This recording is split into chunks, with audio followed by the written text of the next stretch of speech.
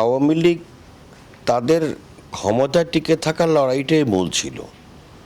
আর পররাষ্ট্রনীতির বিষয়ে যেটি পার্শ্ববর্তী দেশের ইন্ধন ছিল, সেই ইন্ধনটা ছিল তাদের ক্ষমতাকে পাকাপোক্ত করবার জন্য পররাষ্ট্রনীতিতে যে নতজানু নীতির যে ইতিহাস তারা তৈরি করে গেছে, এটা তো আমাদের জাতীয় জীবনের জন্য, ইতিহাসের জন্য লজ্জাকর অধ্যায়। এবং দেখেন, তারা ক্ষমতায় টিকে থাকবার জন্যই শুধুমাত্র পার্শ্ববর্তী দেশের কাছে আমাদের দেশকে তারা বলতে গেলে তুলেই দিয়েছিল।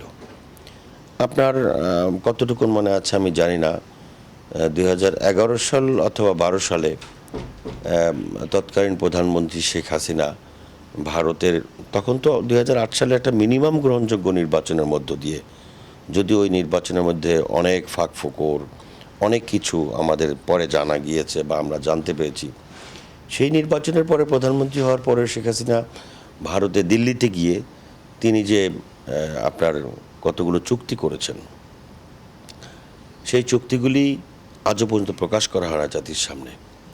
কিছু কিছু জিনিস আমরা বিভিন্ন গণমাধ্যমে বিভিন্নভাবে যেটা জানতে পেরেছি, একটি স্বাধীন দেশ তার পার্শ্ববর্তী দেশের সঙ্গে এই ধরনের কোনো চুক্তি করতে পারে না। ইভেন প্রধানমন্ত্রীর একটা বক্তব্য আমার কাছে মনে আছে, লাইভে উনি কথা বলছিলেন যে ভারত যেটা আশা করিনি আমরা তার থেকে বেশি দিয়েছি। এটা কীভাবে সম্ভব যে একটি দেশ তার দেশের সঙ্গে চুক্তির পরে একটি দেশের প্রধানমন্ত্রী কোনোদিন বলতে পারে যে ভারত যা চায়নি তাও আমরা দিয়েছি, যেটা আশা করেনি সেটাও দিয়েছি? সেটা কি ছিল? অর্থাৎ দেশের প্রতি তাদের কোনো কমিটমেন্ট ছিল না। আমি এই জন্যই তাদেরকে বলেছি মুক্তিযুদ্ধের চেতনার দাবিদার।